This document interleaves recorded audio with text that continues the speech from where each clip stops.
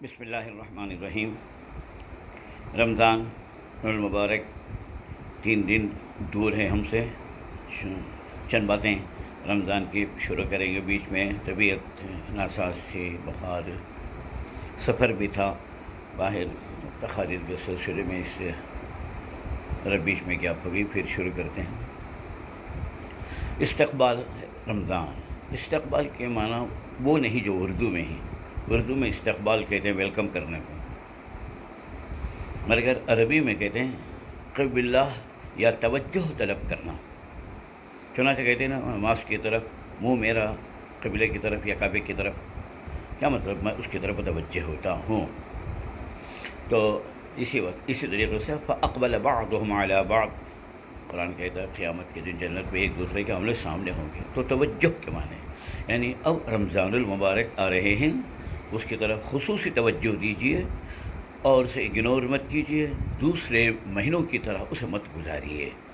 اس کی کچھ خصوصیات ہیں۔ دوستو اور بزرگوں، ہم 11 مہینے جو عبادت کرتے ہیں، اس میں ہمارا ایمان کمزور ہوتا چلا جاتا ہے، جس کی ایک جھلک آپ کو رمضان ختم ہوتے ہی معلوم ہو جاتی ہے۔ مسجدیں ویران ہو جاتی ہیں، آدمی پھرنے پھرانے میں عیش عشرت میں لگتی، ہاں سے ایمان کمزور ہوتا ہوتا ہوتا ہوتا نمازیں قضا ہوئی، زکوٰۃ ادا نہیں ہوئی، کیا کہ ہمارا جھوٹ موٹ سب شروع ہو جاتا۔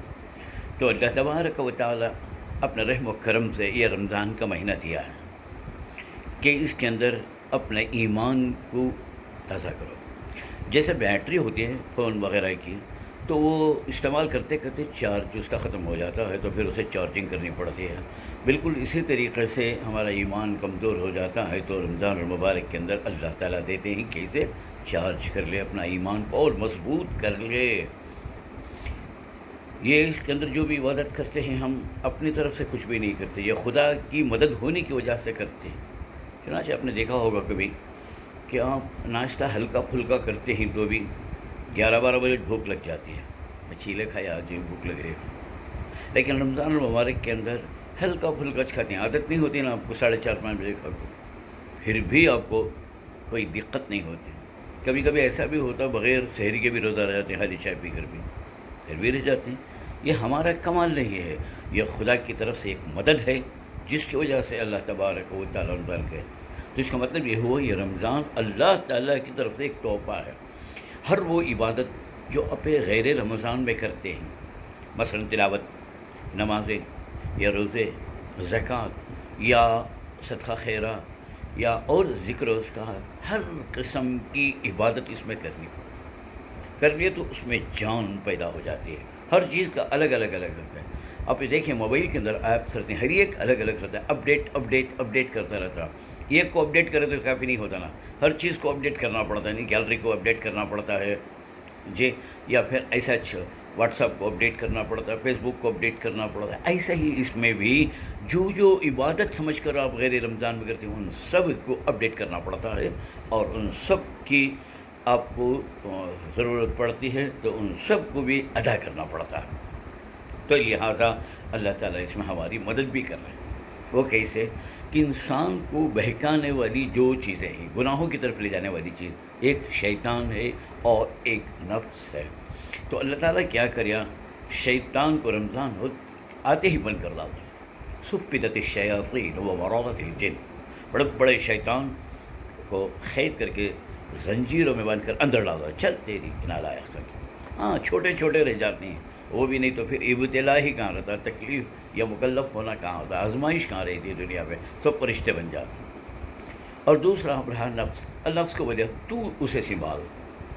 آپ نفس کو سنبھالنے کا طریقہ بھی بتایا، کیا بھوکا رکھ۔ جب انسان بھوکا رہتا ہے آٹومیٹک اس سے گناہ کم ہو جاتے ہیں جی۔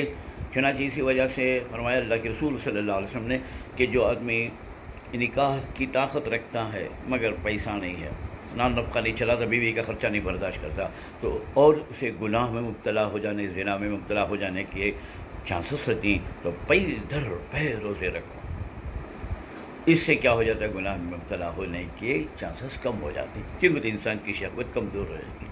اب یہ ہتھیاں کو پکڑتی نہ دیکھیں آپ، کوٹے میں دیکھو پکڑتی، یہ ہتھیاں جب ختم ہوتی رہتی ہیں تو نئے جنگلی ہتھیاں کو بھی ان کو قابو میں کرنا پڑتا ہے، تو بڑے بڑے گڑھے کھودتے ہیں۔ ڈیپ ڈیپ کھود ڈال کو اس کے اوپر ایک تٹی بچھا ڈالتے ہیں، تٹی کے اوپر مٹی ڈالتے ہیں، مٹی ڈال کو اس کے اوپر گھاس بھی اگا ڈالتے ہیں، پھر پیچھے سے ان کو وہ ٹرینڈ ہتیاں ہیں نا ان کے ذریعے سے ہانکا لے کو آتی ہیں، جب ادھر آتی ہوں نا بم بم بھی بن کر رہتی ہیں چاروں طرف پھیڑ کر کو گر جاتی ہے، پھر ان کو ایسے ہی چھوڑ ڈالتے ہیں، 8 روز تک کھانا بھی نہیں پانی بھی نہیں کیا بھی، بس ذرا ذرا ذرا گھاس یہ وہ ڈالتی مولڈ ہو جاتی، پھر انہوں بڑے ٹرین ان کے ہاتھیوں کے ذریعے سے ان کو نکالتے ہیں، اب انہوں کیسا بولتے ہیں ویسا سنتے ہیں۔ یہ ایسا ہی انسان کو چاہیے کہ نفس کو مارے، ہمیں نفس کو مارتے نہیں، نفس کو اور بھی رمضان میں پالتے ہیں، شہری میں تاب اللہ کا کھاتی ہیں، پھر روزہ رکھتے ہی کھولتے کے ٹائم یہ تتا کھاتی ہیں، پھر اس کے بعد گھر میں جا کو کھاتی ہیں، پھر عشاء کے بعد بھی پھر ہریرے فالودے کھاتے رہتی ہیں، نفس کو کام مارنے کو پالنا پڑتا ہے، یہ بڑی دقت ہے ہماری، انشاءاللہ اس کا ایک طریقہ میں آپ کو بتاتا ہوں صبح۔